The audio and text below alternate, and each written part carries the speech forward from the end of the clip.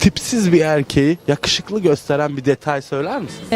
Türk askeri üniforma. En çirkin erkeği bile dikkat çektiriyor. Yakışıyor hepsine. O kamuflajcı beğeniyor musun? Tabii ki de en büyük hayalimdi zaten. Öyle mi? Evet.